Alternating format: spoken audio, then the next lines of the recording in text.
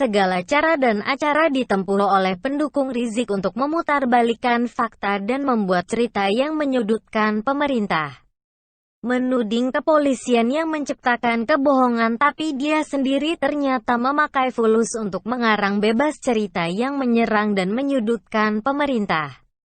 Satu sosok yang konon wartawan senior bisa dicokok nih karena menyogok seseorang untuk memberikan kesaksian palsu perkara penembakan ke Laskar Khusus FPI.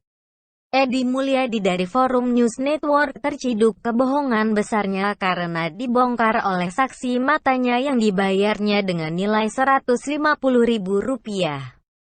Ya, dengan segitu si saksi mata yang nampaknya membiarkan Edi untuk menciptakan narasi palsu akhirnya menangguk untung. Sedangkan Edi sendiri bakal jadi calon untuk menjadi penghuni BUI selanjutnya. Sempurna. Rupanya Edi Mulyadi memiliki channel sendiri di YouTube. Entah mau top atau mau membela FPI, maka dia pun menggugah hasil investigasinya yang diklaimnya bersumber dari beberapa saksi mata di KM 50 Tol Jakarta Cikampek. Jadi Edi menghimpun keterangannya terkait penembakan 6 anggota Front Pembela Islam, pengawal Habib Rizik pada Minggu, tanggal 6 Desember tahun 2020, dan merilis video dengan durasi 7 menit lebih. Edi menyatakan bahwa dia mendengar informasi dari seorang saksi mata malam itu yang katanya melihat ada mobil satu dipepet. Ada 10 mobil dan ada 3 mobil polisi.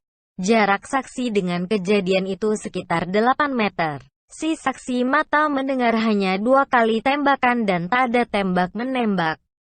Menurutnya orang yang dalam mobil itu tak membalas dan tak membawa senjata. Katanya lagi para polisi menggunakan senjata laras panjang. Lalu kesimpulannya apa sih si Edi ini? Dia hendak memastikan fakta dari kepolisian dengan kesaksian dari FPI.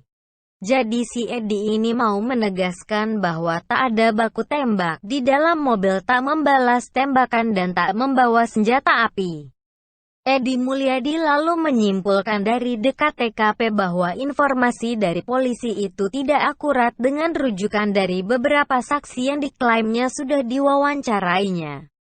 Edi sendiri tidak berani bilang bohong. Saya tidak berani bilang bohong tapi tidak akurat. Karena saya bicara dengan beberapa saksi, tidak ada baku tembak meskipun kejadian dini hari. Jalur ini ramai dan tidak ada garis polisi. Yang ada polisi usir orang-orang yang datang, katanya. Lalu dia bernarasi bahwa Komnas HAM bersuara bahwa sudah ada penyalahgunaan kekuasaan. Jadi di sini kok malah jadi opini. Dari investigasi jadi subjektif. Jadilah ketahuan si Edi ini ternyata wartawan FPI juga. Tapi pura-pura aja dengan atribut seolah dari media tertentu. Edi mengatakan bahwa Laskar Khusus itu sudah dikuntit dan berarti sudah ada niat untuk pembunuhan, padahal klaimnya mau ke pengajian. Edi berharap Allah membukakan lagi pintu-pintu kebohongan yang dibangun dari satu kebohongan ke kebohongan lain. Nah, seorang saksi mata yang dibayar oleh Edi akhirnya buka suara. Saksi itu mengungkap bahwa, saya saksi di kejadian itu di rest area KM 50 itu. Lalu saksi itu menyatakan bahwa pada tanggal 9 Desember seseorang yang bernama Edi yang datang kepadanya untuk membayar sebesar Rp150.000.